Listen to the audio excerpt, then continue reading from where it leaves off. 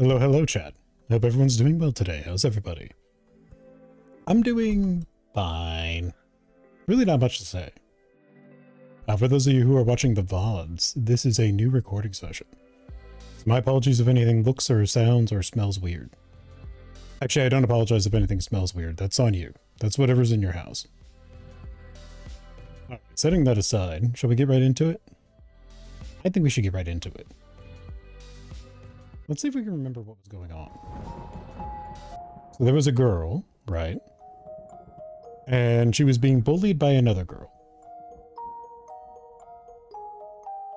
Because she stole something. And she had blackmail material. Scandalous, chat. Very scandalous.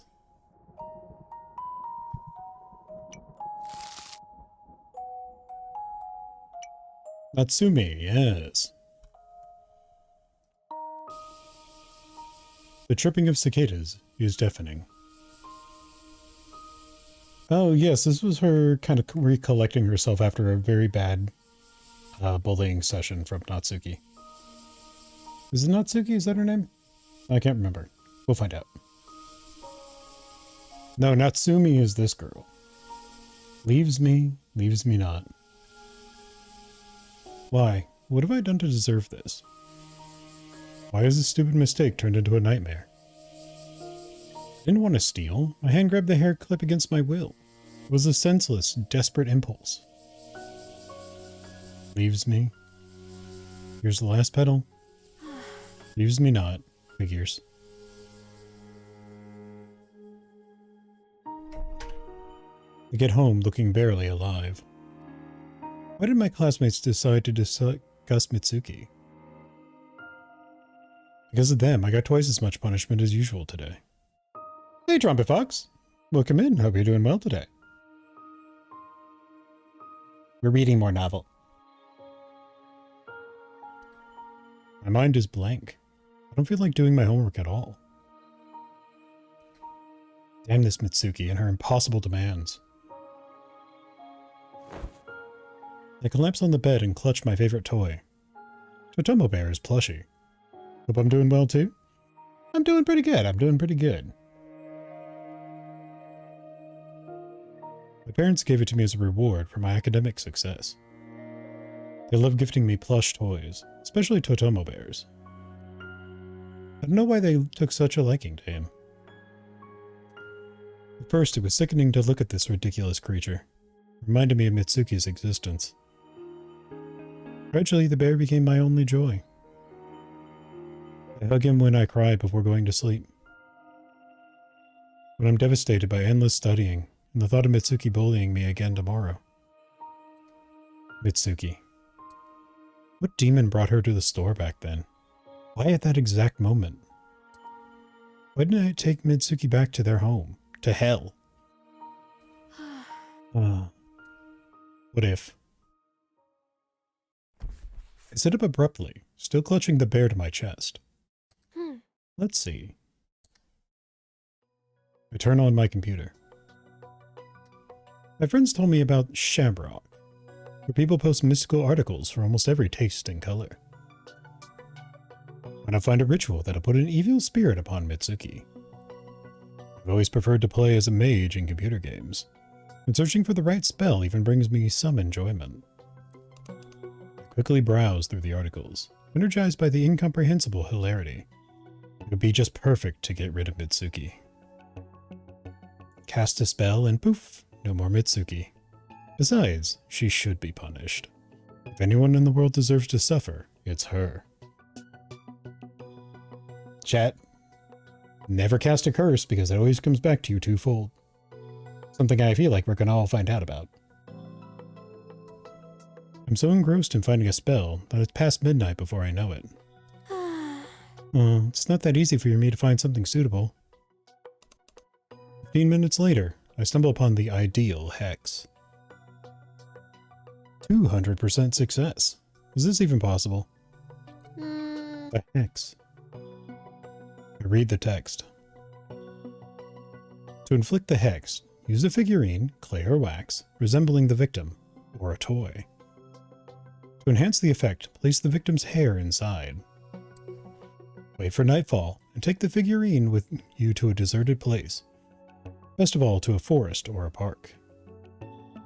Sprinkle your blood on it, then mentally reciting the words of the hex, pierce its head with a knife. At the end, dig 2 similar pits.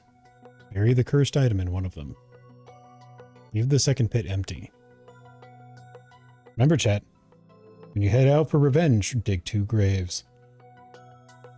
You bear full responsibility. Oh. I wonder who the second pit is for. Yeah, I wonder. These are people who have clearly never been played around with Supernatural. Sounds creepy. I involuntarily lower my gaze to the plush bear. No, hold on. Shaking my head, I slap myself on the cheeks with force. No hexes, no spells. I've watched a lot of horror movies where similar rituals never ended good. Oh, she is smart, chat. There's always a catch. Besides, can I really go into the woods alone at night to bury something? No way. Honestly, that might be the scariest part. Going somewhere like a park or the woods alone at night for a young girl. Holy moly, brain cell activated, right? The one brain cell you can see rattling around up in there, just fired up. I turn off my computer, trying to erase this stupid ritual from my mind.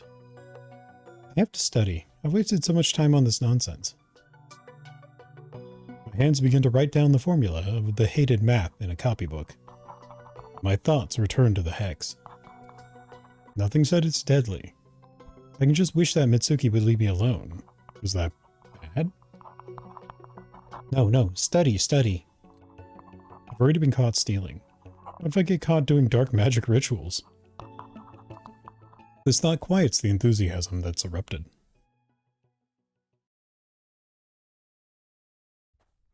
Mitsuki is running forward.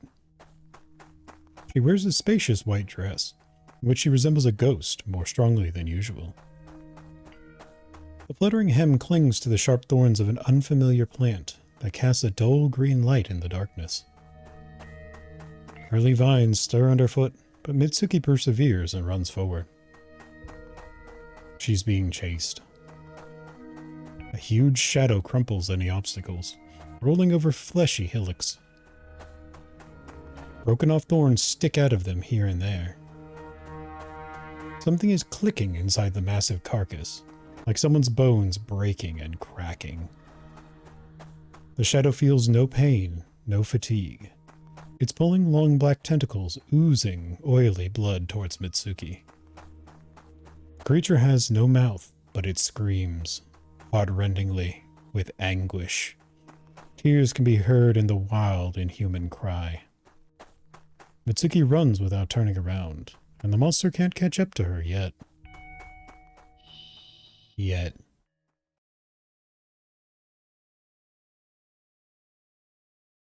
Oh, we're gonna do the ritual, aren't we? We all knew this was coming, but for a minute we hoped. What a creepy nightmare. It's a bad omen. Mitsuki comes for me in the very morning, as if intuitively sensing malicious thoughts directed at her. I swear I speak English, chat. One of the blows is so hard that I seem to pass out for a while. My eye goes black. I'm sitting on the floor of the library, my back against the bookcase. Tangled hair falls over my face. My shoulder aches with pain. The incomprehension of what's happening is suddenly replaced by sharp resentment. Tears spring to my eyes. I don't have the strength to endure anymore. I can only hold up because summer vacation is coming up. And then I'll finally be able to rest. Yeah, Don't tell me you've gone crazy, Natsumi. Mitsuki's voice is so unexpected that I choke on my laughter. Pray tell me, what's so funny? She picks up a book from a shelf with an indifferent look and begins flipping through the pages. Come on, don't be shy. She snorts quietly, and slams the book shut abruptly. Ah, that's what it is. I see. No, don't tell me she can read minds. Witch! You're thinking about Mary's summer vacation, where you can be carefree and do as you please, aren't you? Hmm? Do you want to hide? Crawl into a cozy hole where no one can get you? It doesn't work like this, Natsumi. Did I say anything would change during the vacation? Why? What does she mean? I don't understand. I don't want to understand. Why wouldn't we continue to meet at school during the vacation? No, please, Mitsuki, don't. Don't. I'm leaving town. I'm going to my grandmother's. I'll be absent all summer. Oh? To your grandmother, huh? What you going to see with your parents? You're a bad liar, Natsu. I'm surprised your friends haven't figured you out yet. Aye. Huh? So you really hoped that I would leave you alone. Smart Natsu turned out to be a naive dreamer. Or a coward. You don't come to our meetings even once. Someone will see your precious video. We're in for a wonderful summer vacation. The world is crumbling down around me. Everything is falling apart. I rush out of the library, paying little attention to what's in front of me. One of my classmates is coming toward me in the hallway. If you ever need anything, just ask. We'll always help.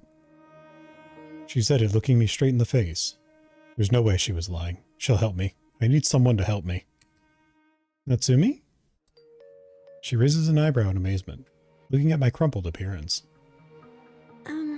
Yeah? What's wrong? It's Mitsuki. Mitsuki? Mitsuki, she... I stammer abruptly. She's scared. Friends will help.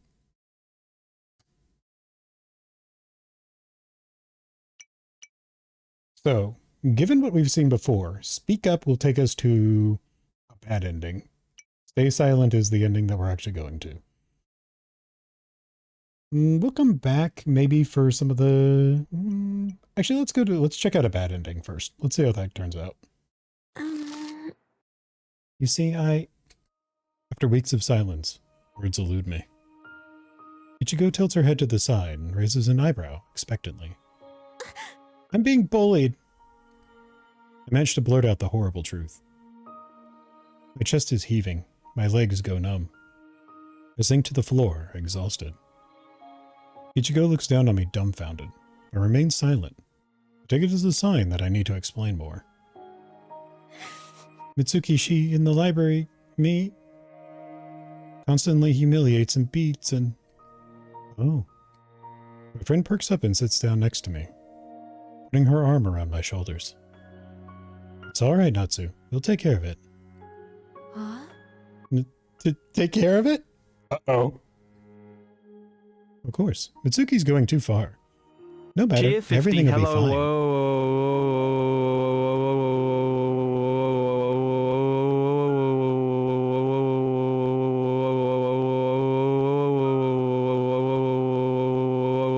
Sound alerts are working.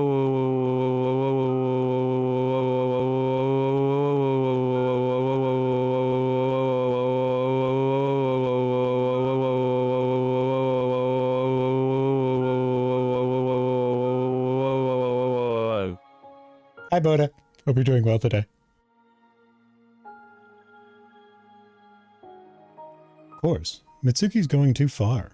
No matter. Everything will be fine. I'm doing pretty good, Boda. I'm doing pretty good. I feel light. So light as if a couple of months have been nothing but a nightmare. My friends are ready to protect me from Mitsuki. What a blessing. Why didn't I confess before? I feel the warmth of a friendly embrace. Cheer 50, they are working. I am not convinced. I think they need another test.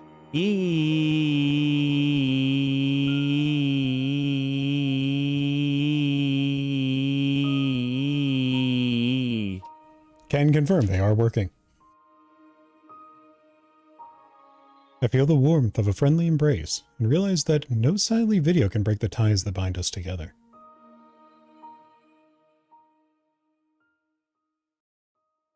After lessons, we all go to the library together. My throat feels dry and scratchy, but I gather the rest of my courage and take my classmates to meet Mitsuki. She's lazily reading a book as usual. Noticing I'm not alone, she questioningly raises an eyebrow. Huh? A cheerleading squad? Stop bullying Natsu. Are you crazy? We'll tell the teachers. Mitsuki slams the book shut and spins around, meeting an onslaught of attacks coming at her face to face. Do it. I'll show them the video. Show it. We'll say you made Natsu steal the hair clip so you could blackmail her later. Huh? A curious plan. We're not afraid of you. Very well. How convenient, right, Natsumi? Once again, you didn't have to do anything. Work was fairly simple today. Had a simple house wash in the morning and then surface cleaning and park picnic. For a few hours and called it a day. Nice.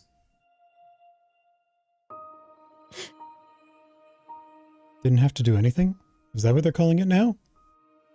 I had to go to every conceivable length to tell everything. Mitsuki doesn't realize that it was only by gathering all my courage I was able to make a step to salvation. It's not convenient. Friendship is not convenience. Friendship is when they're ready to help you. Oh, Natsu. You wouldn't understand, Mitsuki. You're always alone. Someone like you doesn't deserve friendship. I'm scared to the point of trembling. Mitsuki will get revenge for the insults. But the flow of words is unstoppable. You'll always be alone. 'Cause all you can do is hurt. Leave me alone. Nobody needs you. So stop clinging to me. That's right. Go ruin someone else's life. Or go bury yourself somewhere where no one can see. It'll be more good. Just disappear. Alright, I heard you. Mitsuki returns to the book on a shelf in a slow, wooden motion, then heads for the exit. As she walks past me, I tense up, expecting a punch. But Mitsuki doesn't dare show her bad temper in front of our classmates. She leaves the library in silence. You, Natsu, that was awesome. Well done. Yeah, Mitsuki's face contorted after she heard it. Yoo-hoo, Natsu is free! I'm still feeling weak in my knees. A warmth spills over my heart. I can't believe I managed to fight back, to bravely speak the truth to Mitsuki's face and come out victorious. No more errands, no more beatings, no more fear. Perfect school life on top of as a top student lies ahead.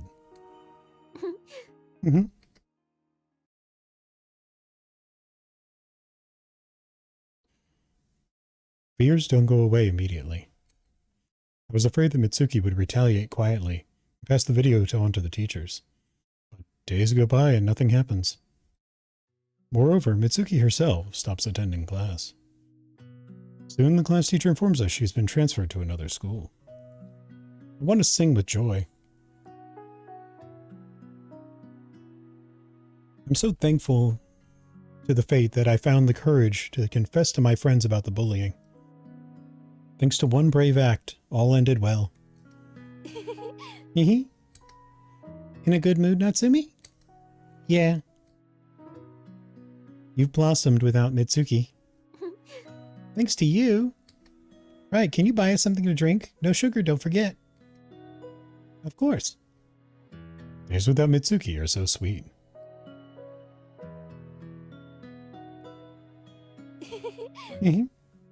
Okay, so what's the twist? These always end badly. What's the twist? Having fun again? Yep. Alright. I would have been glad to get rid of a splinter like Mitsuki, too. Yep. Can I borrow your math copybook? Yeah, sure. Oh, Mitsuki's simply been replaced. Yep. Oh, poor Natsumi. Stop it already. Huh? It's annoying. I'm sorry, did I go overboard? I just can't get enough of it. We've noticed. Fine, let's calm down. Okay.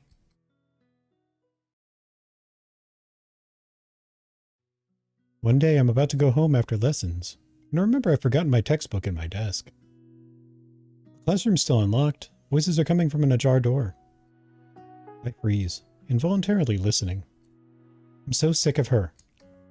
Every day it's the same with her, grinning like a fool and giggling. She was annoying before, but after Mitsuki's transfer, she became unbearable. Oh, Natsumi. They're definitely talking about me. But why? What have I done wrong? I can't stand another day of her acting like mentally ill. I'm sick of it. It was better with Mitsuki. Mitsuki, come back. Not quite replaced the same idea. Yep. They laugh. I back away from the door, not believing my ears. Am I really that awful? Why not say it to my face? I would have stopped right away. Why gossip behind my back? A happy life turns out to be an illusion. I was an outcast, and I remain such, with or without Mitsuki.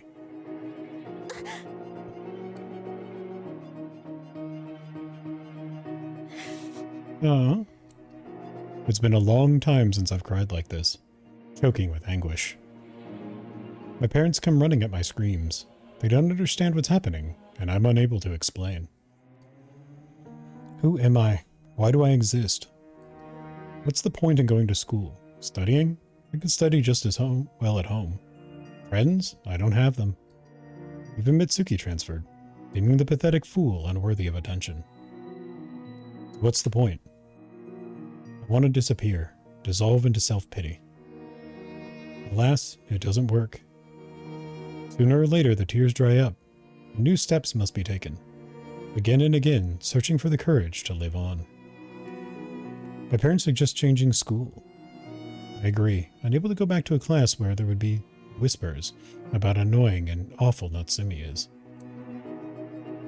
The faces of my former friends cause nausea. The faces of the teachers, horror. Mitsuki's face, her golden eyes full of disappointment and disgust, seem to be waiting around every corner. The new school can be a salvation, a fresh breeze in striking agony. It starts well. I try to fit in and make friends with some of the girls. They're nice and polite, unlike my former classmates. It seems I can relax. You're right. She transferred into the same school where Mitsuki is, didn't she? It's going to start all over again. I try not to stand out, but I haven't considered that my habit of getting high scores would attract unnecessary attention. You're so smart, Natsumi. We have a new top student. I'm kidding. Don't worry. But I worry. I've had to listen to this kind of banter more than once at my previous school. How not to ruin relationships with new friends. Oh. I walk over to the mirror and press my forehead against its cool surface. How to behave? Should I be cute? Smile? No, that's the way it was before, and I've ruined everything. Then how? I should be strong. No one would dare hurt me. Strength. No one harasses strong people. On the contrary, they're the ones who run the show. Do I know such a person? It was better with Mitsuki. Mitsuki. Oh, is that the route we're going? She becomes the bully. Yes, without a doubt, she is very strong. Even when our classmates pinned her against the wall, she calmly and coldly ignored them. Mitsuki never stood out in class, but everybody treated her with neutral friendliness. She wasn't a star, and it was a pleasure to talk with her. I assume it wasn't a pleasure for you, but it was a pleasure for everyone else. She will become Mitsuki, yes. That's right. Mitsuki is the answer.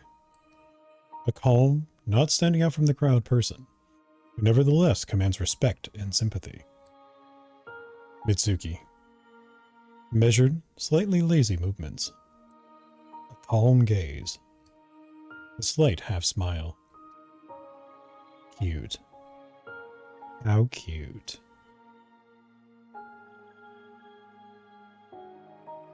My classmates like the new Natsumi. I don't hear the annoying phrases anymore. I seem to be looked at in a new way, with respect. Hmm? Uh-huh, yeah. No, Mitsuki wouldn't have answered like this. Sorry, but no. No worries, I understand. The library turns out to be a surprisingly pleasant place. Silence reigns here, and I can read in peace while taking a break from my classmates. I purr an unobtrusive tune under my breath. So good. Natsumi. Muffled voices sound behind the bookcase. Again? Why is someone gossiping about me again? No one whispered about Mitsuki around the corners. She was respected. It's not enough. I haven't gotten into the role of Mitsuki enough. I haven't felt her personality to the end. To her deepest, most personal thoughts. What would have Mitsuki done? How would she have put a book on a shelf? How would have she left a library? What would her gait have been? No, slightly slower, narrower. Yes, that's right. Walk like Mitsuki, think like Mitsuki, become Mitsuki. Like this? No, not quite.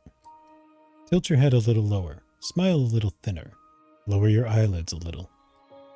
Like this. Looks like her, but not enough. And this? Yes, even better. That's it, right. Her laughter, her gestures, her posture. Ideal.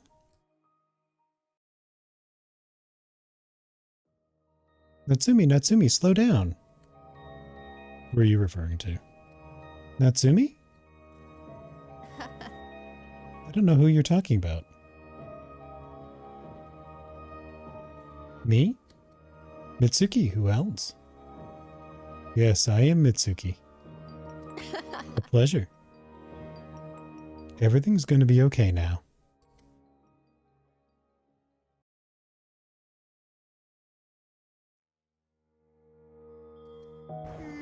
Once again, I've done something wrong. It's fine. And once again, it got really bad. Maybe I should be a writer. Make up horror stories and stuff. I don't want to read horror stories about Totomo Bear. I feel a little dizzy. The fantasy shown in the flashback was very vivid. It felt so real. Scary, but real. You know, maybe you're right. Maybe you were able to see an alternate version of events. Huh? Alternative? Like another? Yeah. The one that could have happened. In a parallel world, for example. I think I've seen an anime with a similar plot. And I don't like these worlds. Me too. I don't like any world where Mitsuki had died. It's too sad. I'll try to see the right version. Onward.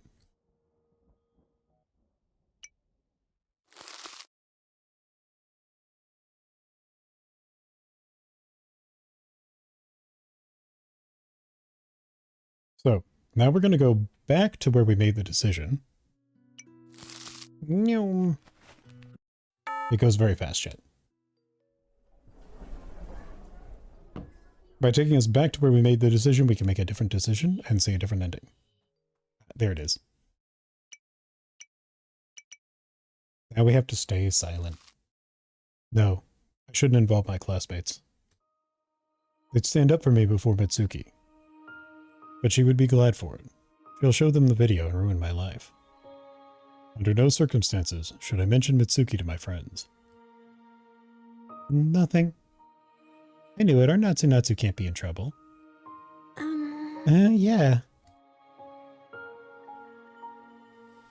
What should I do? Leaves me not, leaves me. Another dead end. I'm not allowed to show weakness. To be an ordinary girl should be protected from beatings. Leaves me not. The quagmire is dragging me deeper and deeper. How scary it is to have no one ask for help. Leaves me not. Damn it all. I get back home and throw my bag on the bed. I can't lose heart. It's better to change clothes and bury unpleasant thoughts in studying. Stupid hair clip. Stupid. It gets caught in my tangled hair and I can't take it off. Oh, come on! Stupid. I tug at the hair clip, feeling my scalp light up with pain. Stupid!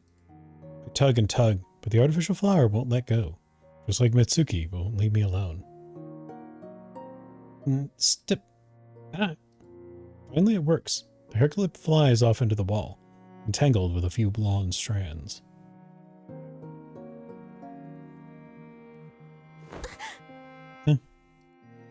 I collapse under the bed and clutch the plush bear to my chest. This is the end.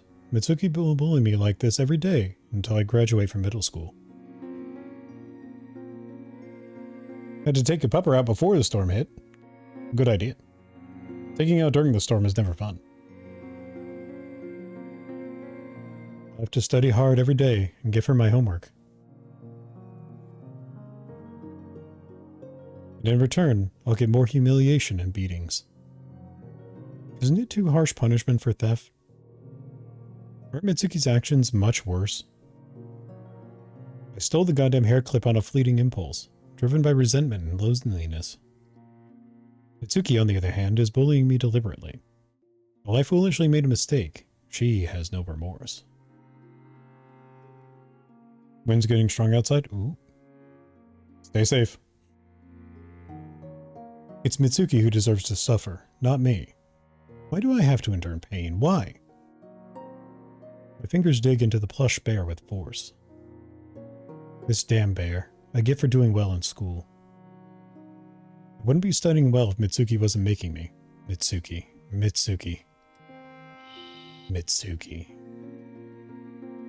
I don't immediately realize I'm choking on the toy. I jerk away in horror and almost fall off the bed.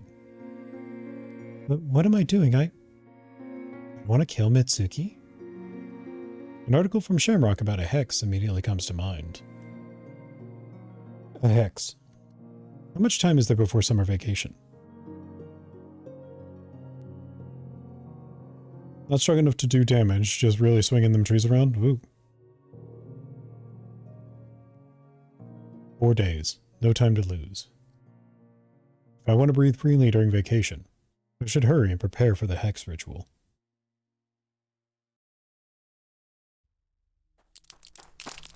It smells of something sweet. Crunching and breaking bones is echoing in all directions. Mitsuki runs forward, but a black shadow is catching up. A bit more, just a bit more.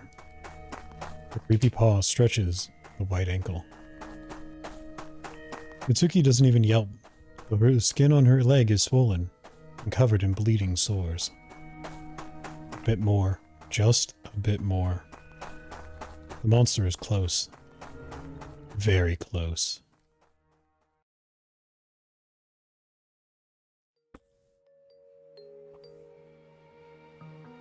Mitsuki is in a bad mood again, which I take advantage of.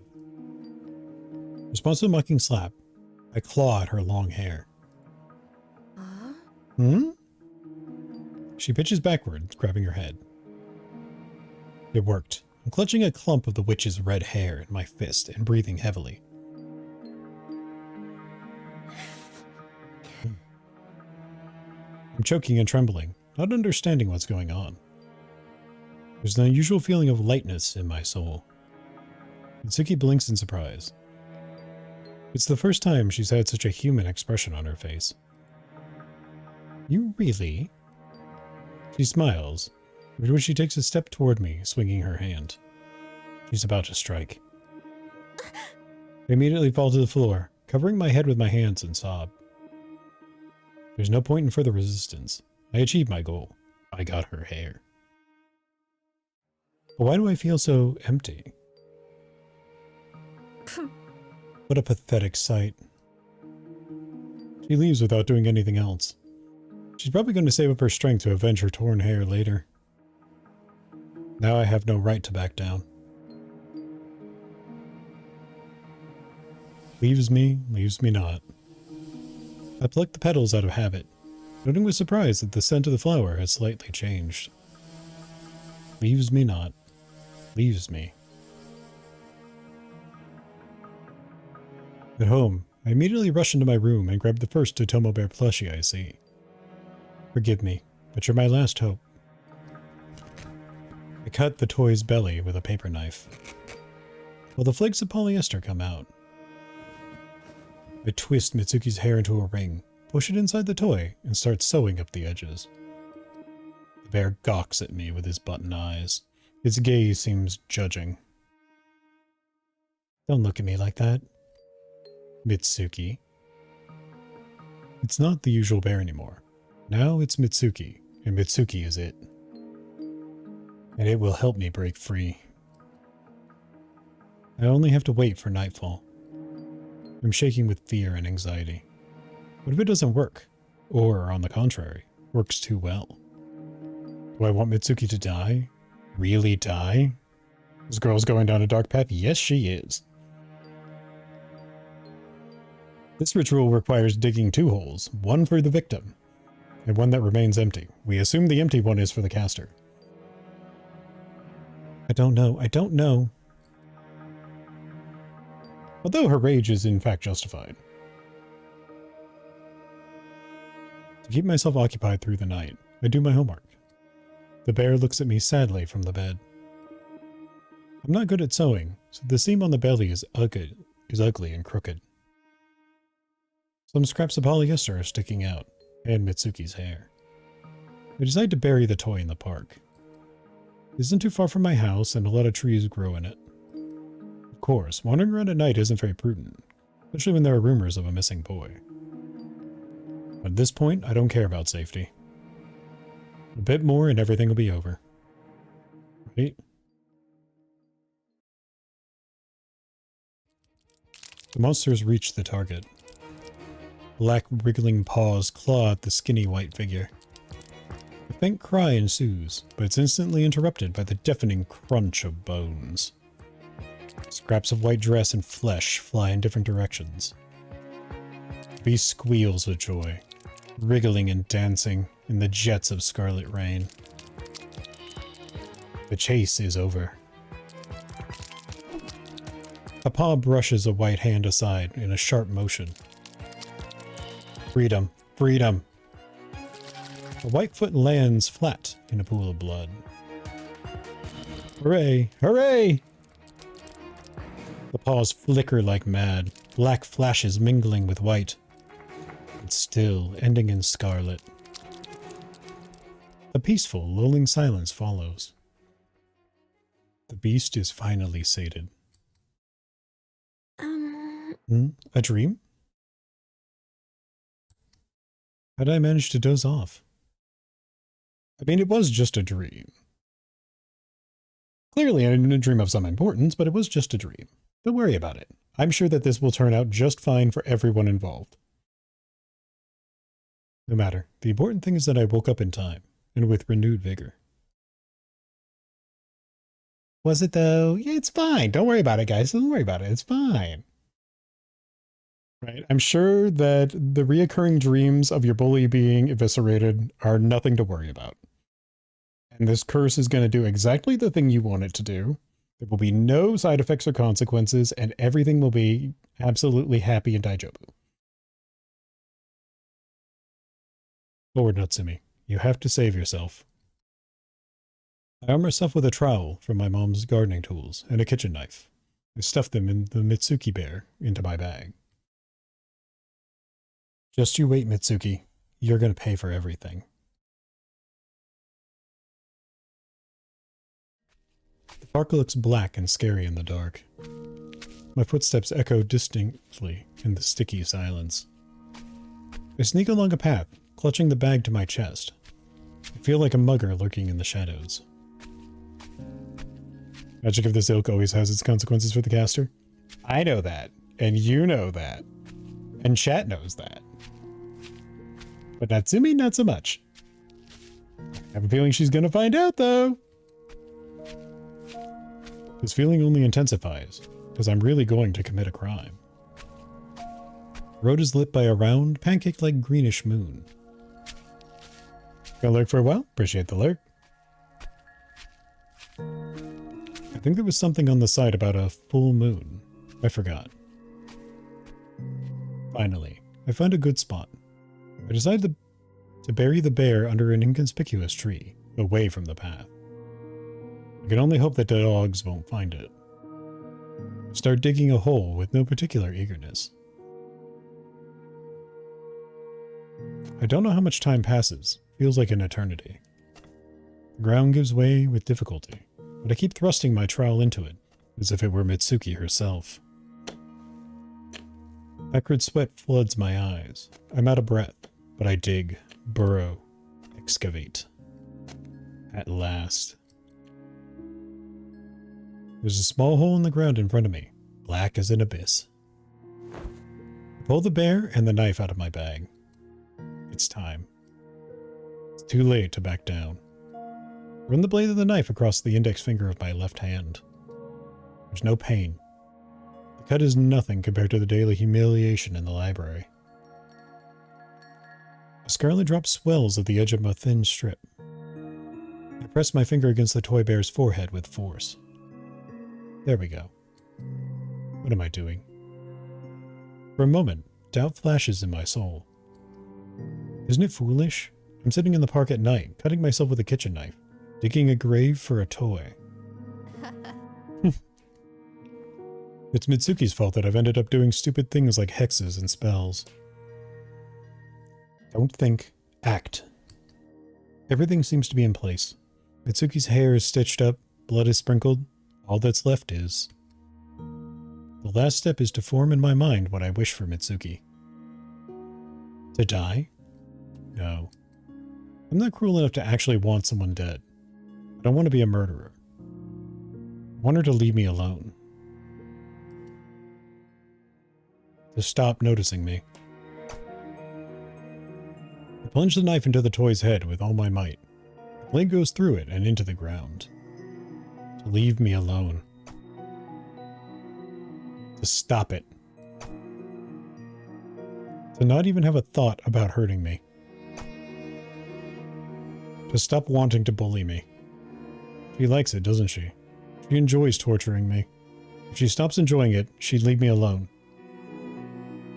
Leave me alone. You will no longer want to bully me.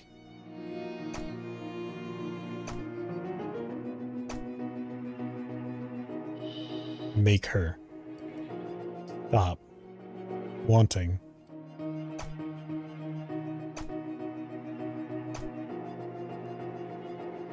There's practically nothing left of the bear's head. I put too much emotion into the blows. There are pieces of fabric and reddened polyester lying around. My finger is bleeding. My breathing is sharp and jerky, as if I've been running. It's over. Over. I laugh. It sounds sinister in the silence. You'll no longer want to torture me, Mitsuki. No longer. Laughter turns into tears. I've done the right thing, yes? You bear full responsibility. I quickly bury the toy, not wanting to look at the tortured remains. I feel sorry for my former friend, but pity gives way to another, more vile feeling. Horror. On shaky legs, I hurry away from the park. Girl needs some serious help? Yeah. I mean, she is being pretty viciously bullied and blackmailed. So, she does in fact need help.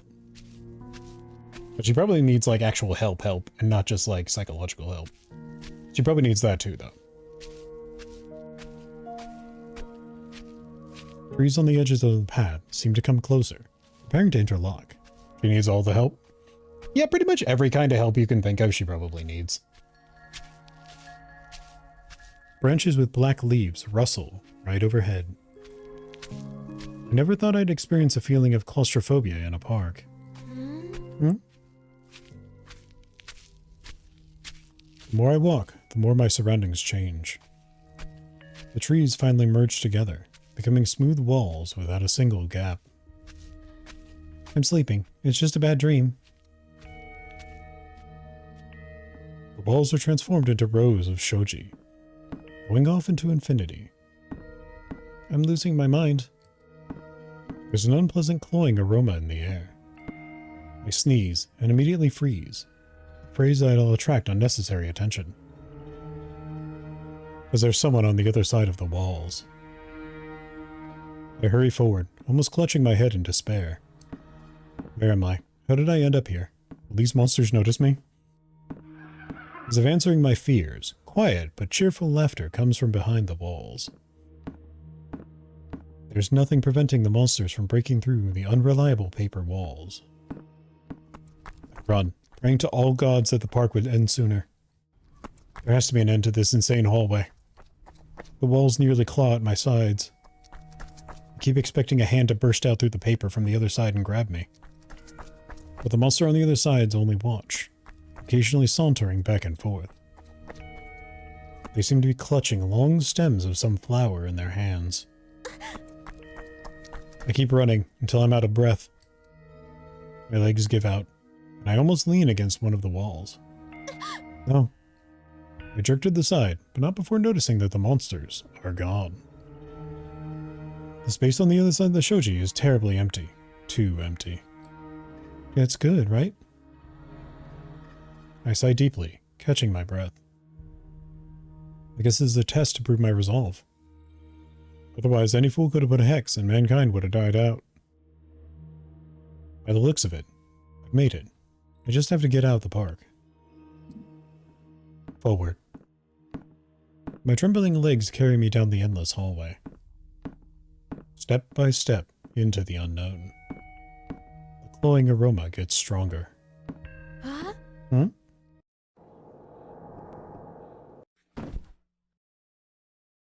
It was the bear. Ah! With a shriek of terror, I collapsed to the floor, my feet tangled in the blanket, my heart pounding like crazy. My throat is sore, and I can feel sweetness on my tongue. Huh?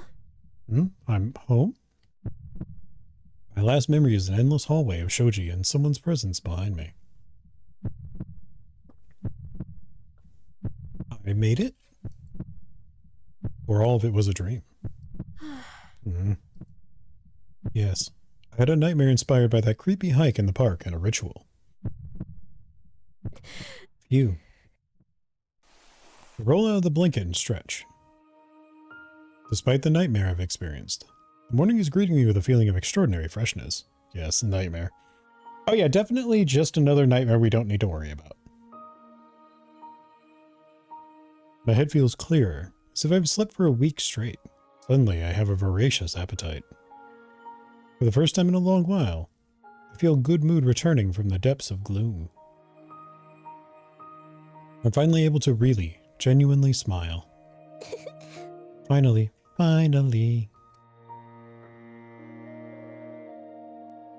My classmates don't miss the opportunity to describe how good I'm looking today.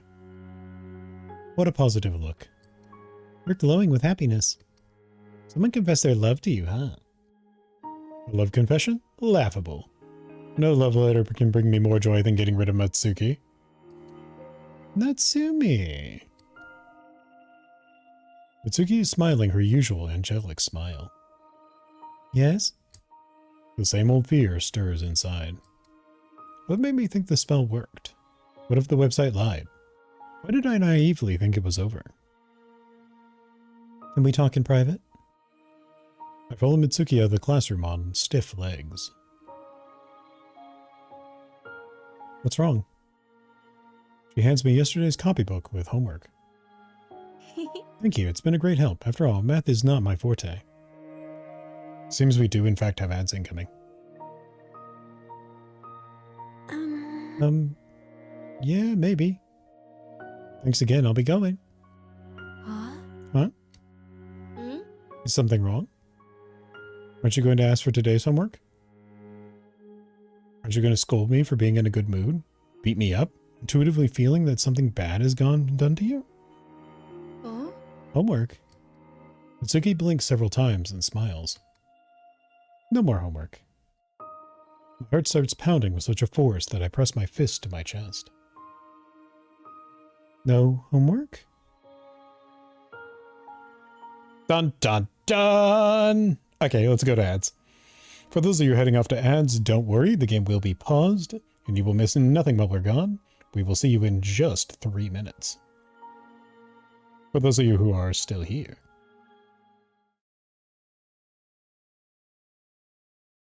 More close calls. You all enjoy this video, and I will be right back.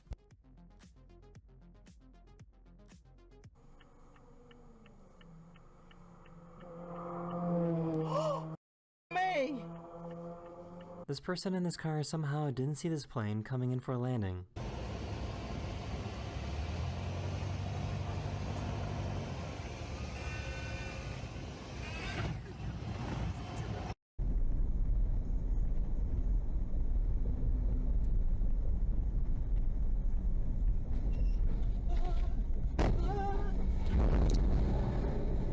This group of cyclists were waiting to cross the street.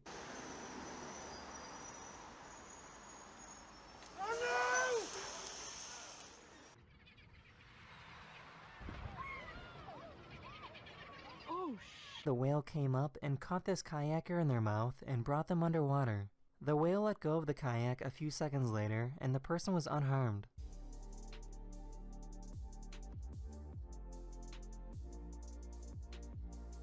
I have no idea how he didn't see this car.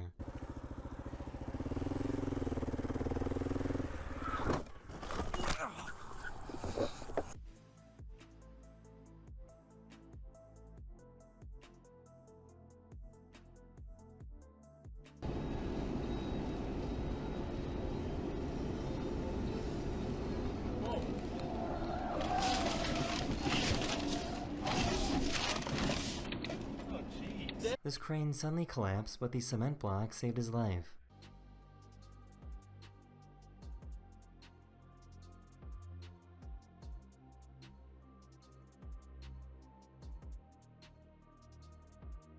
This guy almost got crushed by this ferry.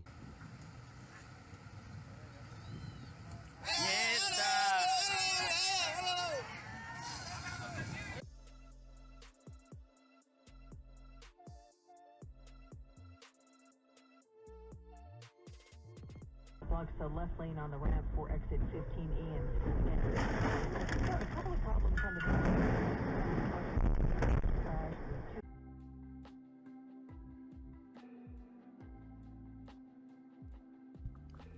Right, 3, 2, 1. Didn't we watch this one last time?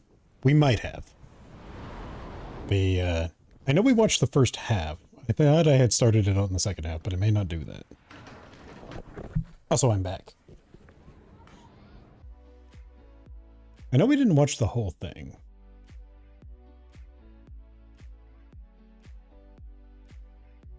Thank you.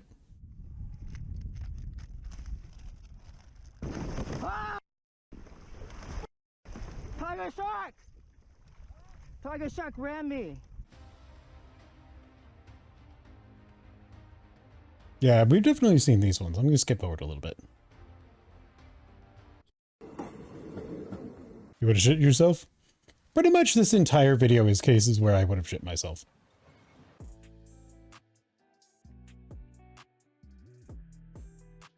Which, let's be fair. If you shit yourself during any of these, that's fine. That's normal. Got a little too close to this plane.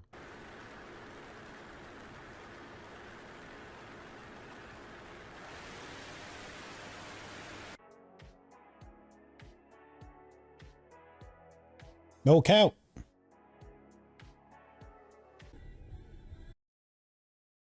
Anyway, shall we get back to it? Let's get back to it.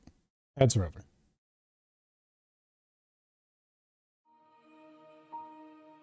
No homework? Yeah, I'm sick of it. She looked somewhat off to the side, her gaze clouded for a moment. I'm so sick of everything. Having said that, Mitsuki walks back into the classroom. Yes, yes, yes. I rejoice. It worked. The hex worked wonders. No longer will Mitsuki harass, torment, and beat me during breaks. The happy, quiet life I dreamed of for so long will finally begin. Maybe I should take my friends up on their offer and go to the beach after all. Then I'll have to ask my parents for money for a new swimsuit. Of course, they won't refuse their good daughter Natsumi. It's gonna be great. I return to the classroom with an unusually good mood. Mitsuki doesn't even look at me. She really doesn't want to bully me anymore. I have to post a thank you on the form. What are you talking about, Natsumi? No, nothing. Oh. Listen. Yes? You believe in hexes? Hexes? She gawks at me in horror. Even if I do, I'd never use it. Dark magic is evil and dangerous. You bear full responsibility. Huh. How foolish. Evil? Not one bit. For the first time in a long time, clouds above my head disperse. Mitsuki is the real evil. A witch. The hex is salvation. Let the devil himself come and convince me otherwise.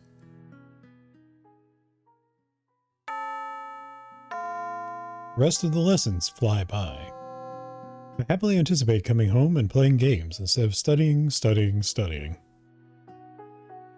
Poor choice of words. Yeah, she's gonna regret that in a little bit. Just like before. Or should I visit a barber and get a haircut? I'm sick of long hair. Or should I join my classmates at a cafe? It wasn't possible to join them before. There were mountains of textbooks waiting at home. Maybe karaoke. The bright prospects make me dizzy. Brimming with joy, I rush out of the classroom and bump into Mitsuki walking down the hallway. See you tomorrow, Mitsuki. I cheerfully wave goodbye to her. A sudden question hits me in the back. What do you mean? I gasp for air, the smile on my lips stiffening. Mitsuki's voice sounds harsh and mocking, as always. Huh? Huh? Now where are you going? Home? Oh really? What made you think you can just walk away today? But you didn't demand copybooks today. Copybooks? She frowns as if remembering. Oh yeah, I'm no longer interested in studying. Not interested? Thoughts scramble around in my head like butterflies. Why, what happened? Did the hex work or not? Mitsuki stopped caring about studying? Good, but I guess I wasn't strong enough to dissuade her from beating me up as well. What should I do? I obediently follow Mitsuki into the library. She slaps me several times as usual, while I ponder on the hex. Pain seems insignificant next to the arisen problem. What do I do now? Try it again? Bury another toy? I don't remember something like this being mentioned on the site.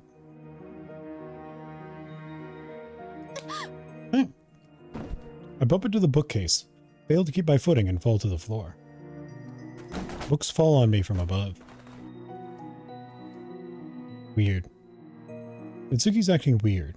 She usually says mean things, humiliates me, calls me names, as if provoking me to fight back. But today she's stubbornly silent, hunting me without any enthusiasm.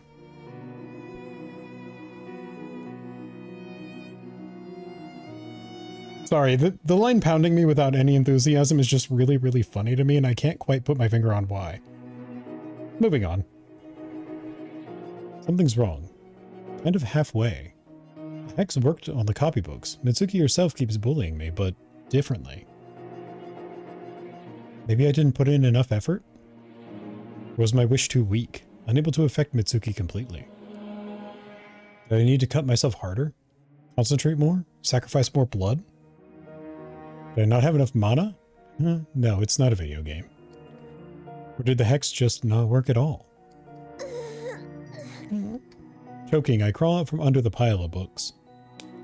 Mitsuki kicks me in the side and I fall to the floor again. As I fall, I notice Mitsuki's gaze, distracted, blank, looking somewhere through me.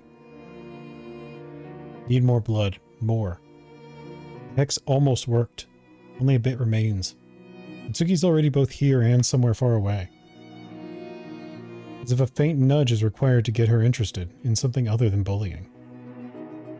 Deciding that there's still hope, I gather my strength and stay until the storm subsides. Mitsuki rages for a while, then abruptly gets bored and leaves me lying on a pile of books.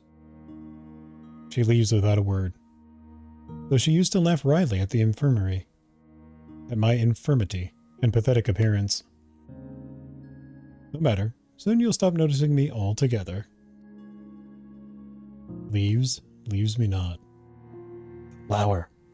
Dun dun dun! The mystical flower that everything is revolving around, whose name I keep forgetting. Weird. The flower has surprisingly few petals today. They exude a strong, cloying scent and stick to fingers. This game really loves the word cloying. Cloying scent. I'm not actually 100% sure what cloying means. Leaves me? I walk, constantly looking around me. More than anything, I'm afraid the trees would turn into an endless hallway of shoji. It was a dream, just a dream. The park is quiet and peaceful, and the fear of the otherworldly is replaced with a more grounded anxiety. Please let me find the place where I buried the toy. The second pit has to remain there as well. Trees look exactly the same. Despite it being nighttime, the air remains stuffy after the heat of the day. Ah, over there. I start digging in the loose ground with a trowel. It takes surprisingly little time, as if the toy itself is rushing towards me.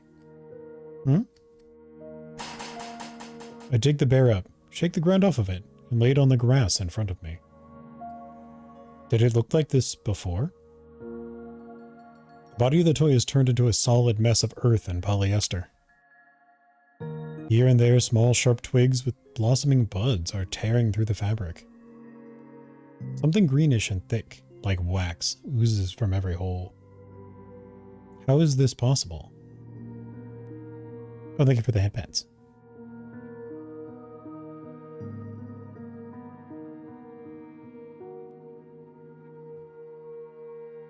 It's foolish to wander.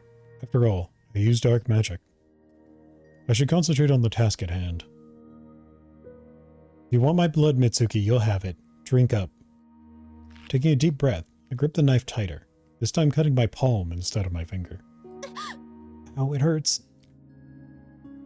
The scarlet line passes exactly in the middle and instantly swells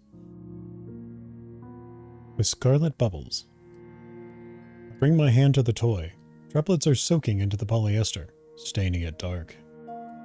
Come on, come on. Is it enough?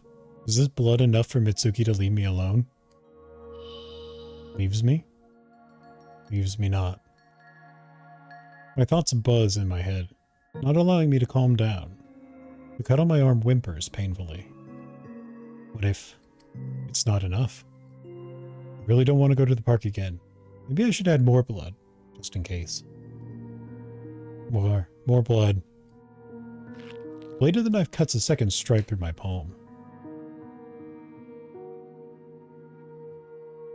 Just above the previous one. You tried typing chat on your phone, but I didn't see it. Did it show up on my thing here?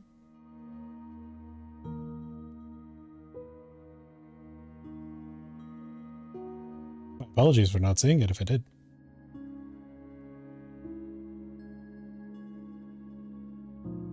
Blood drips generously onto the plush bear. Another line. A beautiful triangle exuding viscous black droplets that smell like vanilla for some reason. Twitch has been weird on your phone. Twitch is always weird on phone. Like, The Twitch app has always been a problem. They don't need to fix it because they're kind of like... It's Twitch. They're the only ones who are doing it right now, even a little, so they don't have to fix it. They don't have any real competition. Except maybe from YouTube. Let's face it, YouTube does not have the streaming tools.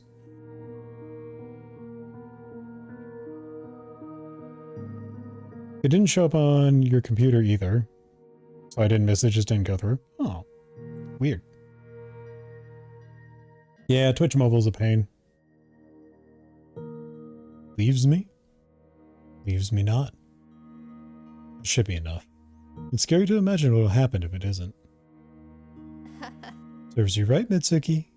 I don't want to think about failure. Clutching my wounded hand to my chest, I shove the bear back into the hole and start burying it again. Please let it work, please. Leaves me? Leaves me. Who am I praying to?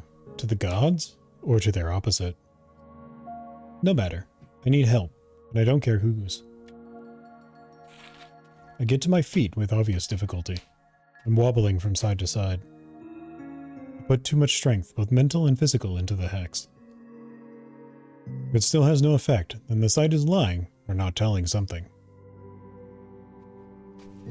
My woozy, unsteady legs carry me obediently toward home. Strange sounds come from somewhere off to the side. I stop, listening and praying at the same time, and no stray dog or mugger would jump out of the darkness. Let's see. You tried a different stream on your phone, but it worked. Oh, that's weird.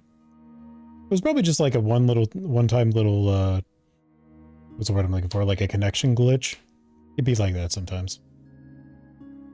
I wouldn't worry about it too much. The sound is getting closer. A scream is stuck in my parched throat. My legs feel like they're dug into the ground, refusing to carry me out of the park. Who's there? Now the sound is close by. I can make out a vague black shadow in the bushes. A cat? Just a cat?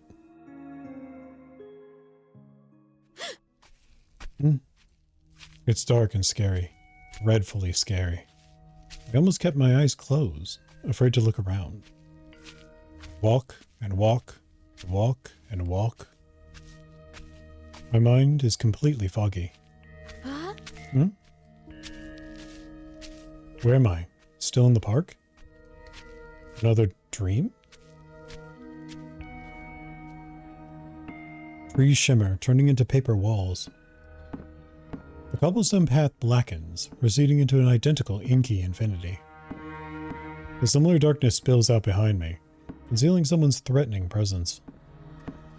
It's the monster that scared me from behind the shoji last time. A picture emerges in my mind, a tattered toy drenched in black blood. A button eye dangles on a bloody thread, stares at me, condemns, suffers, begs. No. I can see a huge silhouette of a stuffed toy dragging shreds of cut flesh behind it. Blackened polyester and a clump of Mitsuki's hair protrude from the torn cuts. The beast doesn't move, and I slowly walk forward, afraid to provoke it. The monster doesn't chase me, but every time I turn around, I see the same creepy sight.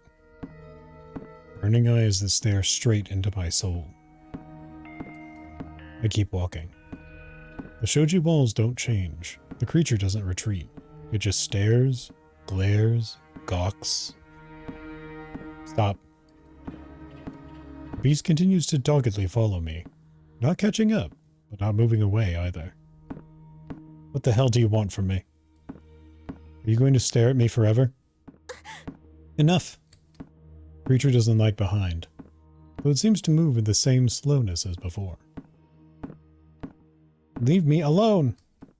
Leave me. Go away. Back off. Why is someone always chasing me? What am I doing wrong? Leave me alone! The black hallway has no end. No saving door leading to the light. Shoji seem monolithic and indestructible, and the paper in the wooden frame seems stronger than iron. The monster is getting closer. Something whips my back. Ow! Pain spills over my shoulder blades, echoing in every cell of my body. Leave me alone, go away! It doesn't. The huge black paw swings once more and covers me completely. I'm blind and deaf. There's darkness all around me. And it's a living thing, longing to be one with me. It envelops my body, merging with my skin. My heart feels heavy, sorrowful, and unbearably lonely. My hands lose their whiteness and are becoming rotting stumps. Hateful hair has almost fallen out. Bloody polyester protrudes from the cut belly. Natsumi is no more. All that's left is the cloying taste on the tongue. Yeah, things are not going great for her. Things are not going great. Oh, don't worry, everybody. It was just a dream. I wake up in my bed. What a creepy nightmare. Disgusting. What does it symbolize? Do I pass the test or not? Did the hex work this time? I look at my palm where the triangle carved. The last night is reddening. It has to work, otherwise everything in the world loses meaning.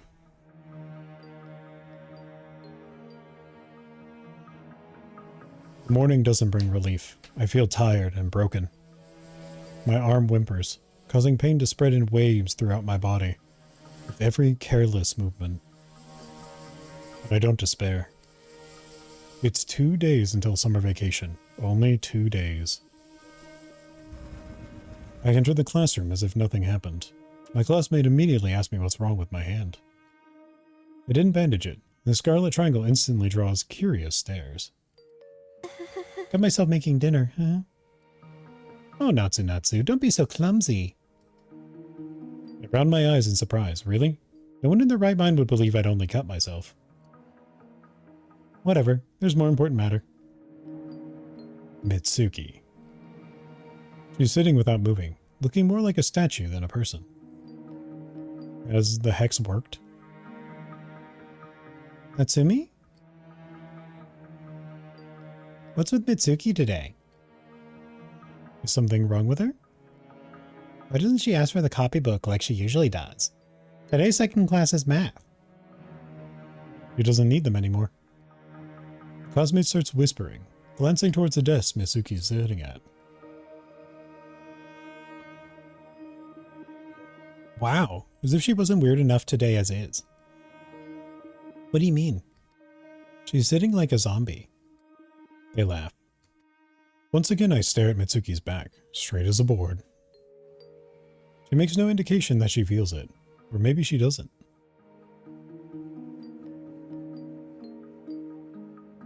Half a day passed and Mitsuki still hasn't changed her pose. During a break, she's approached by one of the girls she used to talk to during our time, away from bullying. Mitsuki? Mitsuki? What? You want to try a cookie? I baked it yesterday. Thinking of giving it to Senpai. Can you try it? If it's disgusting, tell me right away. I don't want to poison him. Mitsuki obediently takes the brightly decorated sachet. Her friend's culinary talents leave a lot to be desired. Despite the burnt appearance of the cookie, Mitsuki chews it without hesitation, and swallows it without even a wince. Well? Her friend dances in place with impatience. Mitsuki lowers her gaze to the cookie. Huh? Mitsuki? I don't understand. I don't understand what it tastes like. The student looks at Mitsuki in utter bewilderment, then puffs up her cheeks. If it isn't tasty, just say so. The girl turns around and resentfully tries to treat another classmate to a woe cookie. I don't get it. Mitsuki's acting strange, as if she couldn't taste it. Is it possible? Why? But to be honest, I don't really care about Mitsuki's condition. All that matters is she leaves me alone. The rest is insignificant. What do I care if she doesn't react to a burned cookie? Don't, right? Mitsuki doesn't approach my desk even once for the rest of the lessons. As expected, she never asks for my copybooks. My heart is pounding harder and harder as the bell approaches. Did it work or not? A vision of a creepy plush toy pops into my mind. It has to work. It has to. There it is, the bell. The school day is over. Anxiety makes a lump appear in my throat. The palms of my hands are clammy with sweat. Classmates begin to leave the classroom quickly. Mitsuki isn't moving. Time passes. Mitsuki continues to sit at her desk, and I hesitate for fear of missing something important. This game's getting intense. Isn't it though? I love this part of like horror visual novels where things start getting real spicy. Time seems to have frozen. I'm so anxious that I don't notice the sky turning orange. Mitsuki's been sitting at her desk for hours, not moving even once. I gulp. I'm about to call her when the silence of the classroom is cut through by the creak of a chair being pushed back. Mitsuki gets up from her seat and slowly, as if in a dream, walks past my desk.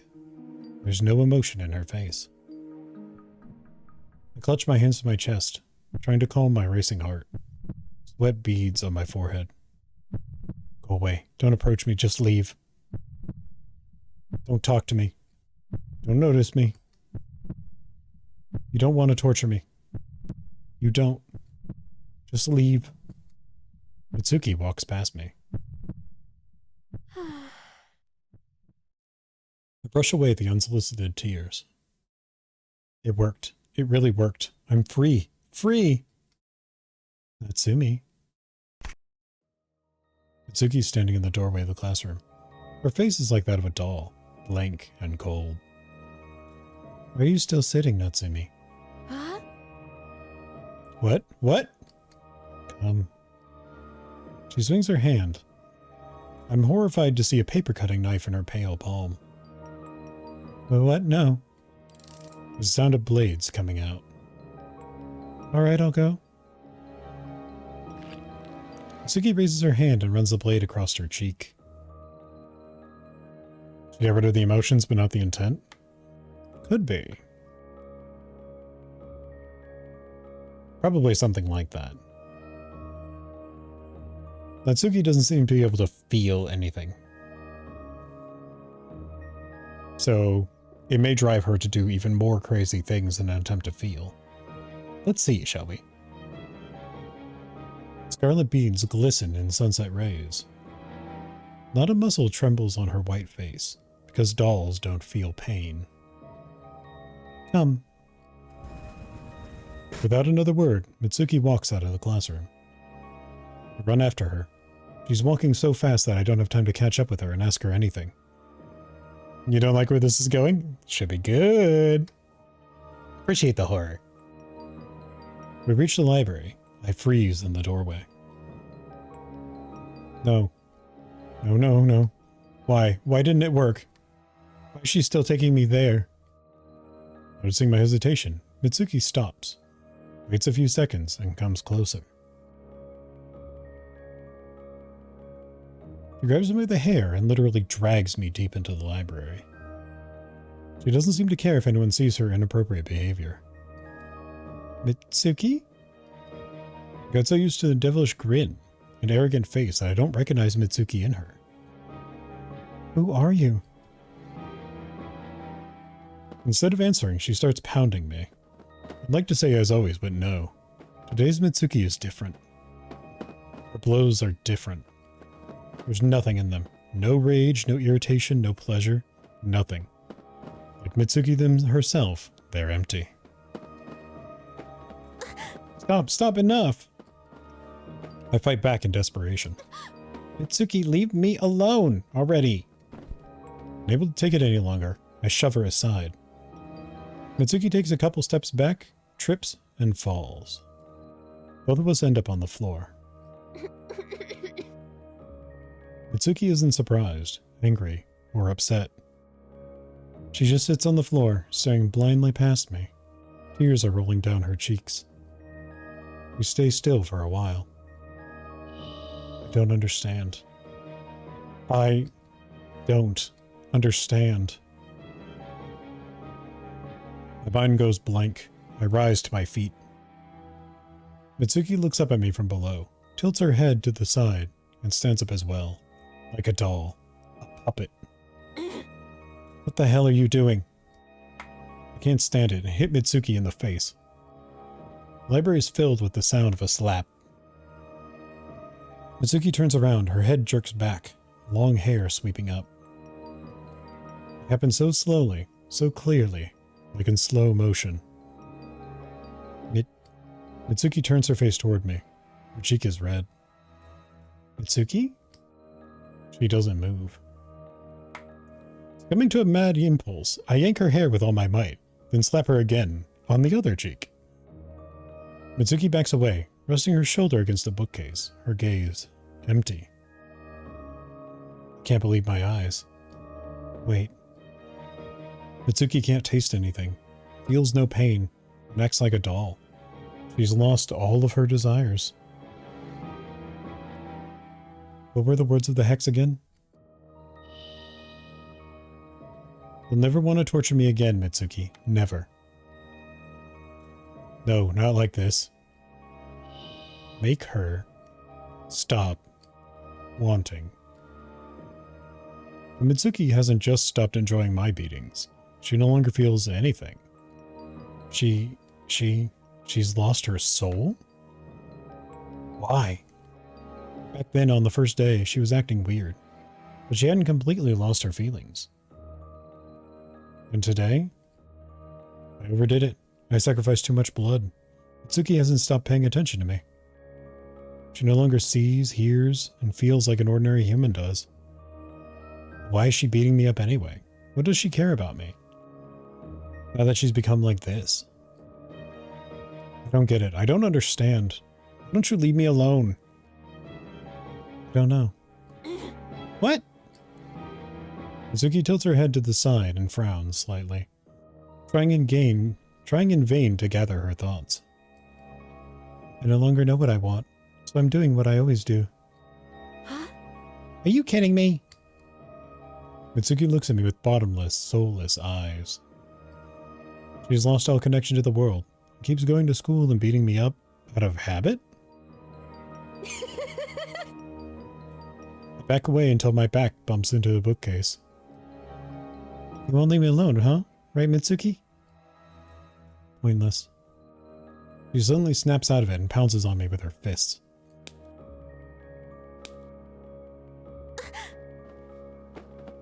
Yep.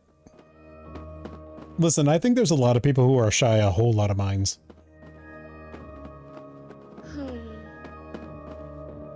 Why? Why? I don't get it. Enough! A wave of horror sweeps over me.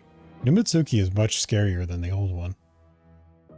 New Mitsuki, having lost her humanity, beats me without holding back. New Mitsuki doesn't understand why she should hold back at all. Everything has become much worse. I've ruined everything with my own hands. Both my life and Mitsuki's.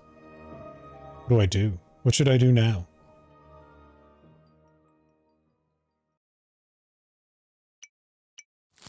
Let's have a quick save, shall we? Just in case.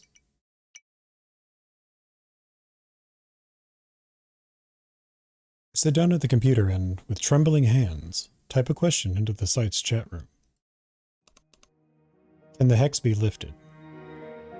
Blood pulses frantically in my temples. It seems not only the body is wounded, but my soul as well. I want to forget everything like a bad dream. I want the old Mitsuki back.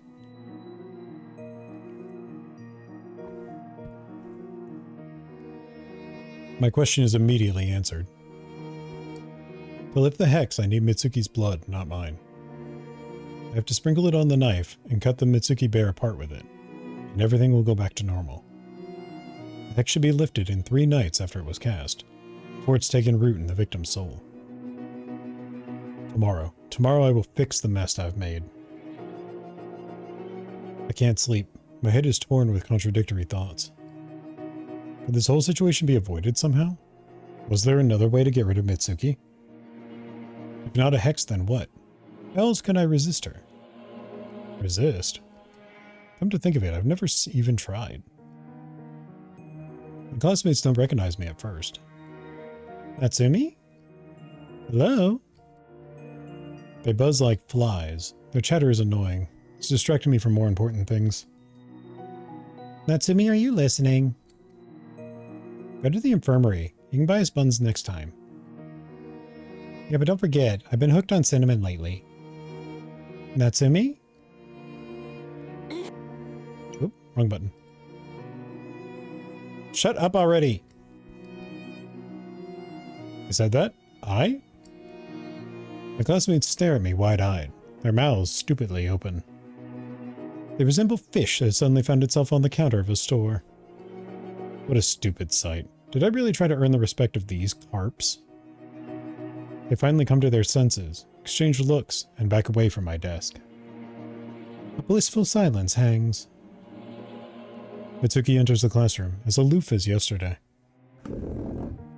I stand up, my chair creaking loudly on the floor, sling my bag over my shoulder, and walk over to Mitsuki. We need to talk. She doesn't resist when I grab her hand and drag her out of the classroom and into the library. Mitsuki obediently follows me. In the library, she stands between bookcases without further ado. Fuck, you feel like a palate cleanser? Fair enough. Weird. I'm overcome with a strange sensation. Deja vu? I put my bag on the floor and pull out my knife. You brought a knife to school? I wonder if that's more of a thing in Japan. Or I wonder if you get in more trouble or less trouble. I bet you still get in trouble. I bet you still get in trouble for going to school with a knife in your bag. The same knife I used to cut the bear in my hand. Now it's Mitsuki's turn. I approach and grab her wrist.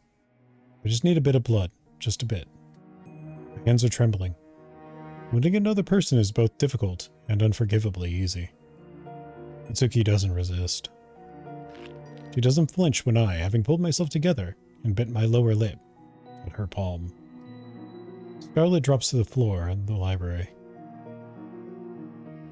So easy. Too easy. Mitsuki stares at me dumbly. I can easily cut her apart, take revenge for my suffering and torment. All the bullying and beatings. I feel strong and invincible. How easy it was to torture someone who doesn't resist.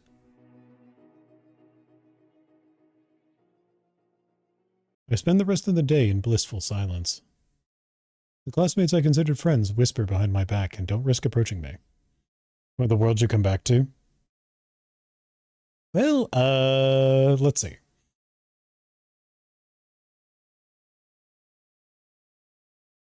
I'm trying to remember everything that's happened. So, Natsumi found the hex, and she did the hex on Mitsuki. Oh, no. Don't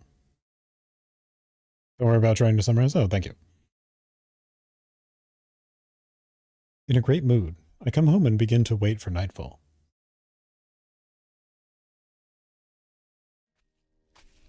The third trip to the park is strikingly different from the previous ones. Today, there's a peace and tranquility in my soul. You're just like, oh, somebody's cutting somebody else right as I come back? Yeah, she needs Mitsuki's blood in order to reverse the hex. It makes sense. But also, it's kind of like a, she's having a moment. She's having a moment where she's thinking, man, I could definitely kill Mitsuki right now. You appreciate the willingness? The third trip to the park is strikingly different from the previous ones. Today there's a peace and tranquility in my soul. No more shadows in the bushes. No more plush bears in the way. No more embodiments of fears and torments of conscience. Tonight it ends. Something ends. Something begins. I stop. Is it just me or are there voices nearby? They come from somewhere in the darkness and seem very familiar. I pulled the knife out of my bag just in case. I walk toward the sound. The voices grow louder and clearer. It can't be. They're standing in the darkness, forming a semicircle. One of them holding a knife, another a plush toy. The third is looking at something on her phone, the screen light casting ugly shadows on her face. Now what are my dear classmates up to? Everything ready? Yes, only blood remains. It's creepy. Don't you dare back away. We decided to put the hex. They told me they were afraid of dark magic. But who do they want to curse? I think I already know the answer. Natsumi's completely out of line. You don't say. Top student in the class and quite pretty at that. Fed up her ego. Her behavior today? She's become too arrogant. She needs to be taught a lesson. Yeah, probably. The last phrase is uttered in a squeaky, croaking voice.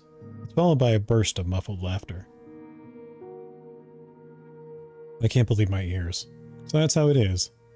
That's what was hidden under their smiles and kind words. The whole time they were praising and admiring me, envy was eating away at their souls. So disgusting. Alright, let's begin. Serves you right, Natsu? How interesting. I step forward, put the knife behind my back, and toss my phone in the other hand. Natsumi? What are you doing here? I can ask you the same question. They look at each other nervously. One of them tries to hide the plush toy behind her back. No need. I already know you're here for me. Yes, we hate you. And you won't stop us. Yeah, you're right. That's what old Natsumi would have said. Unfortunately for my classmates, that gutless creature no longer existed. Oh, really? I waved my smartphone meaningly in front of them. Are you sure? Before you finish the ritual, the video of your adventures will be on the internet. What? I'm sure the teachers will love that you decided to curse the top student of the school. Bitch. Give us the phone. Now. You can take your chances and try to snatch it. I pull the knife from behind my back. My classmates recoil in horror. You're crazy. Oh, but I'm not the one trying to curse someone else with dark magic. Here's what happens next. Drop your garbage and get out of here, or I'll show everyone this video.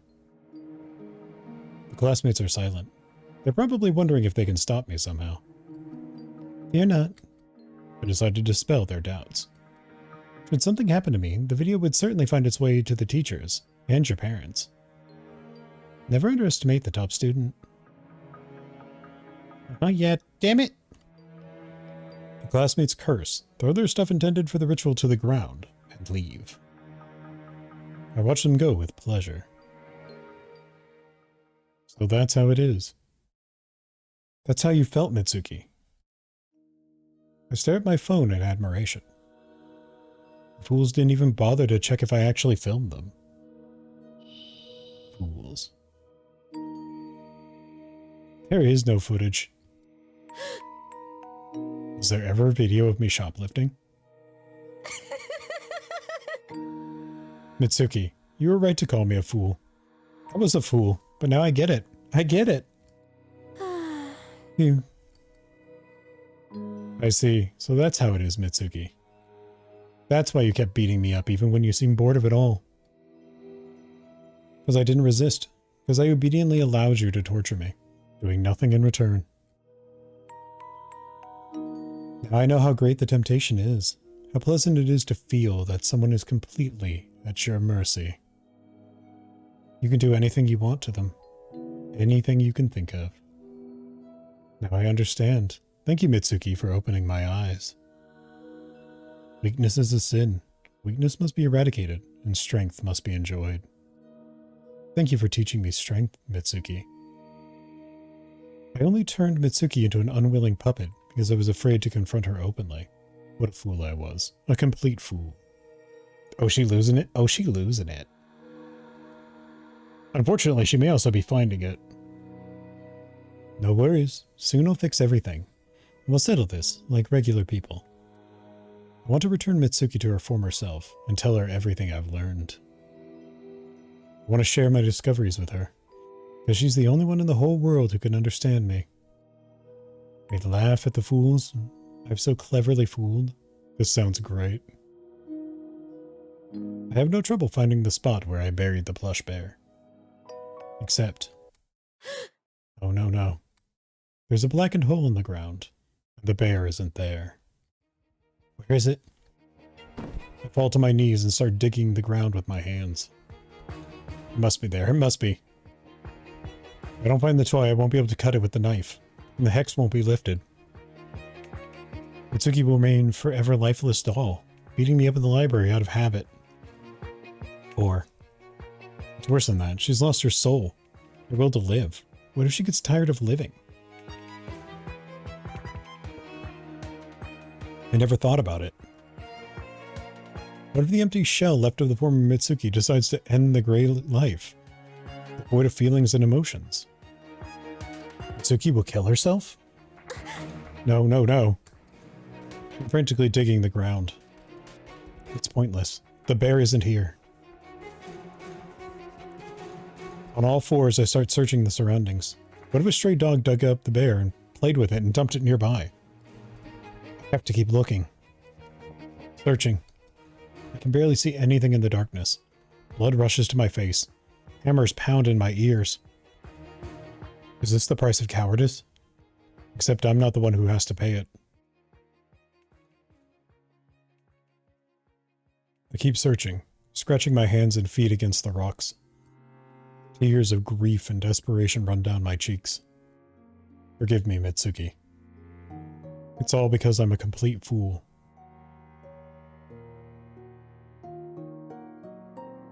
I search until morning. I crawl around the park, covered in mud and tears. Oops. But I can't find the plush bear. My phone keeps ringing. My parents must have freaked out when they didn't find me in my room. No matter. It doesn't matter because Mitsuki... I failed to save her. Now Mitsuki will be a puppet for the rest of her life. Mitsuki I knew died. Maybe soon her body will follow. I'm a murderer. All of it because of me. If only I'd known, Mitsuki would have... I cover my face with my dirty hands and cry. I've never cried so desperately in my life. Not even when Mitsuki was beating me up with particular brutality. I cry for myself and Mitsuki. I cry until I'm hoarse. Farewell, Mitsuki. I dearly wish we could be friends.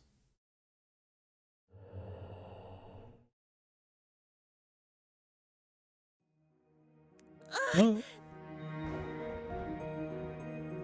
My head is buzzing. My heart is torn apart by what I've seen. Why, Mitsuki, why? Oh. How are you? Mitsuki, memories. Hush, it's alright. You're back. It's over. Back, yeah, right. You. Something stirs in my hand. Ah, so this is the plot device for the game. These two girls are inside Mitsuki's memories because Mitsuki is dead. So that's like a thing that's happening here. Mitsuki is dead. And these two girls are inside of her memories trying to find out a bunch of stuff. Trying to find out like, you know what? It's way too much for me to explain. Like dead? Yeah, like dead. Yeah, it's probably way too much for me to explain at this point, but these two are in her memories trying to find the solution to a curse. And so we jumped into another group of people's memories for some reason that we're probably going to find out why now. I lower my gaze and see that I'm clutching a grace in my hands. The doll has become sticky and very heavy, and something is moving incessantly under its ragged skin. How did she get out of the box? The doll seemed beautiful and innocent before. kind to all of her friends. Now I see pleading and desperation in her eyes. I feel sorry for the poor frightened Grace. Even now she's shaking with fear. Her shivers travel up my fingers, crawling over my arms to my head and drilling my temples with throbbing pain. The doll suddenly jerks out of my hands and hovers in the air.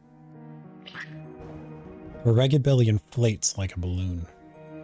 There's an unpleasant sound of wet slurping. The fabric rips with a squelch. Black, stinking polyester comes out of the doll's belly. The button eyes break off. Curled vines of anacorus grow in their place. Oh. The doll makes a circle in the air, spewing out more and more stinky polyester. Wriggling larvae can be seen among the black lumps. I feel nauseous. I back away and bump into Tomo. Such a sight is hard to get used to. The vines continue to burst from the bowels of the doll's body, scattering scraps of fabric and foam rubber around them. The crunch of breaking bones fills the half-empty room. The vile sound echoes off the empty walls. One last desperate shriek, and a chorus finally fills the space where the doll used to be. Then it falls to the floor, scattering to the sides in 3 shriveled petals. The box where Natsumi's doll had been hiding is now bright and neat, just as it should have been. Yeah, that was kind of a gross one. As if it's been cleansed of a heavy load of regret. So creepy. Are you okay?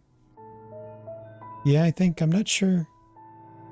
My teeth are chattering with fear, but I realize it's the memories of Natsumi that have such an effect on me. She had to endure so much. I can't get used to this. And you shouldn't. It's so gross. Yeah, grossy gross. Good thing we're out of dolls. Except the door is still locked. Yeah. We stay silent for some time. What did you see? The library and Natsumi and... Sit and calm down. I don't understand anything. Tomo sits me down on the bed. It creaks. What did the memory show you? I tell a sad story about the girl who wanted friends, but was too weak to fight back. About Mitsuki, who for some reason bullied the girl instead of helping her. About how Natsumi couldn't stand it and cast a spell on Mitsuki, even though there were many other ways to solve the problem. Really put an emphasis on the fact that there was other ways to solve this problem, huh? Tomo listens, her eyes wide in bewilderment. Toward the end of the story, she bites her lower lip forcefully. It's horrible. I didn't think Mitsuki was like that. Why did she do such cruel things? To try to teach a coward a lesson? To vent her emotions on a convenient punching bag? However you look at it, it's horrible. Agreed. So the hex is to blame? Mitsuki died because of Natsumi's spell? Sounds plausible. I don't remember Mitsuki from the memory saying anything about Anacorus.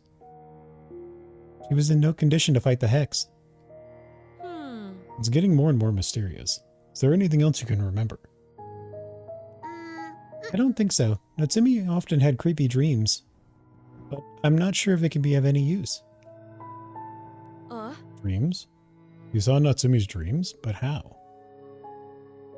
I freeze, not immediately realizing what Tomo means. Not just dreams. Maybe the ritual works that way? Maybe. Go figure these spirits. We laugh strangely. Despite the gravity of the conversation, I'm immensely glad that Tomo's here with me now. Without her support, I would have been completely lost in these creepy empty room with these creepy black boxes. It's so good when there's a friend around. Natsumi didn't have one. A good friend. Her classmates pretended to be her friends, but they didn't care about her problems. It's sad when such things happen. Agreed. However, Hmm? Do you think Natsumi herself was worried about other people's problems? Would she have been able to support them in their distress, like a true friend? The sudden question makes me gawk at Tomo. I didn't think about it. I wonder if Natsumi thought about it herself. I don't know. And no one will ever know. Do you have friends beside me? Another sudden question. I tilt my head to the side, thinking hard for some reason. Good friends like you, no. Just buddies among my classmates. I see. And memory scratches me with a sharp needle of recall.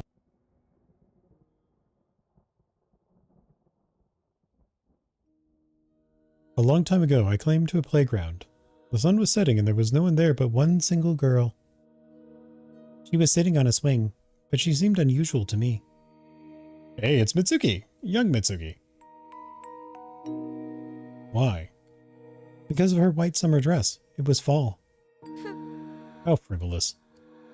She seemed to like it a lot, yeah. That's right. She said she loved it very much. Did you two become friends? I think so.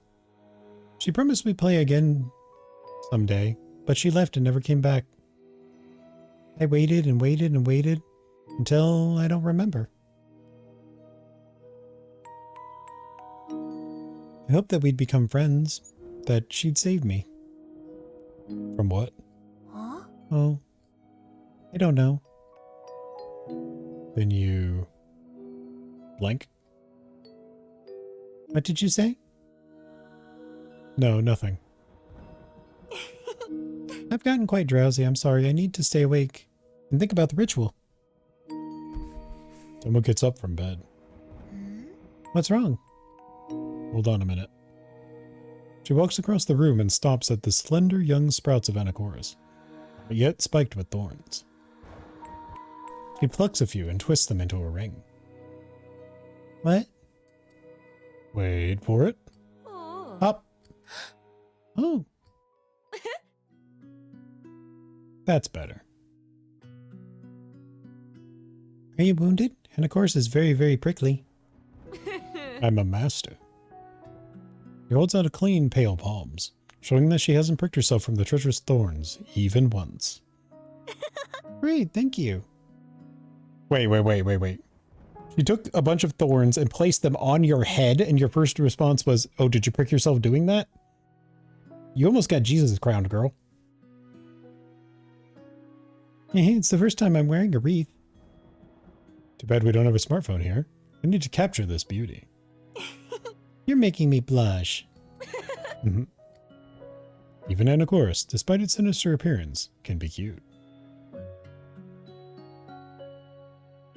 Don't know if you'd want the flower that just popped out of a doll earlier on or near your head. Yeah, me neither, but these don't seem like the brightest girls, honestly. None of the characters in any of this seem terribly bright. Just putting that out there. Even in Mitsuki's empty room, a bell of happy laughter can spill out. Once again, I rejoice that I'm not alone. Tomo's smile keeps me from getting sour and giving up. But what keeps Tomo herself going? When she was listening to my story, she looked very distressed. Oh. I jump to my feet and fidget, maneuvering around the room. Given my bad luck, I have to move carefully as possible to avoid running face first into the spikiest parts of the thorns. Aki? In a minute, hold on. Ow. Here. Aw, she made one for her too. I flopped back on the bed with a wreath and put a wreath on Tomo's head. This hasn't turned out very neat, but the vines hold tight and don't fall apart. Success. It looks good on you too. Now they both have spooky flowers on their heads, right? They're matching, twinsies. Both cursed. You don't like it? What? No. Of course I do. I really like it. A blush blossoms on Tomo's white cheeks. I've never seen her so happy, even during her chess monologues. Thanks. Now I wish I had a smartphone here. Stupid ritual. Even in the midst of a sinister ritual, we suffer without smartphones. It's a problem. What's wrong with that? Tomo laughs merrily. Alright, it's time for commercial break.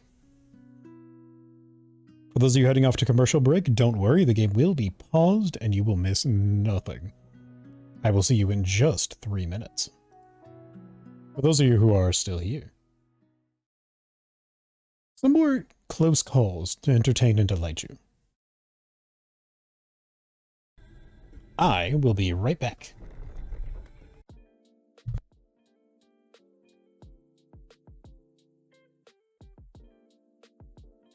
This person got a little too close to a whale and almost got slapped.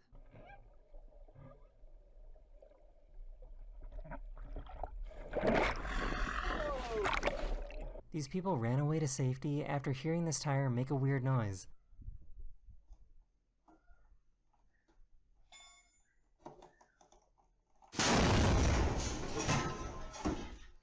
This Russian jet flew a little too close to this American jet.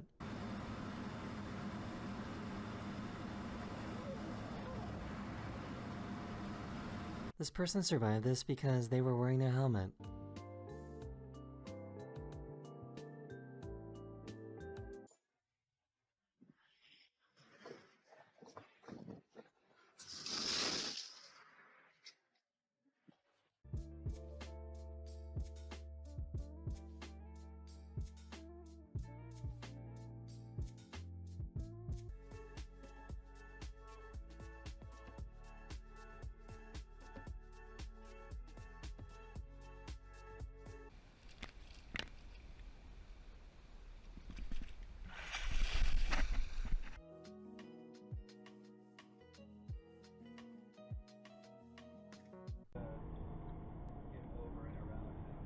Look at that tire!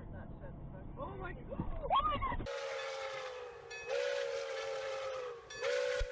Choo choo! Woo! This paraglider's parachute didn't deploy properly. Man, they just almost became venison burger. Also, I'm back. Did I miss anything good? Oh, it's cheese snack time.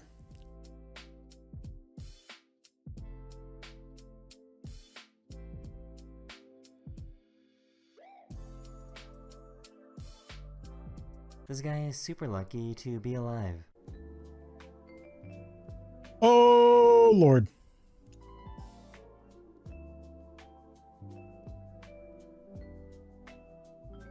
Bro made it up out of skin of his teeth.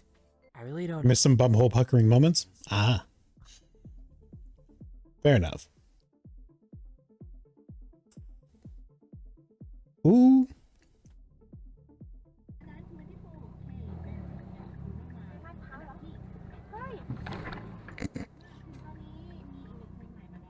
That dude saw it coming, ran, and warned nobody.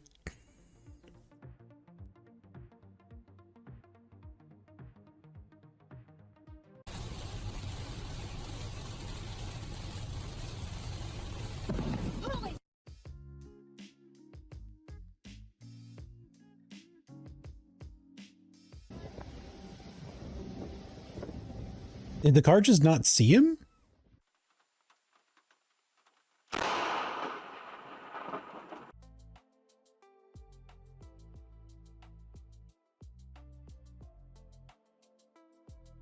This dad saved his son's life.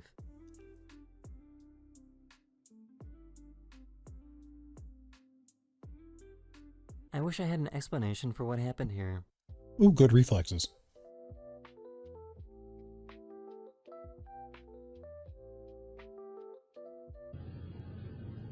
Hey, sometimes you just come out of your house and God throws a fucking tree at you. Oh!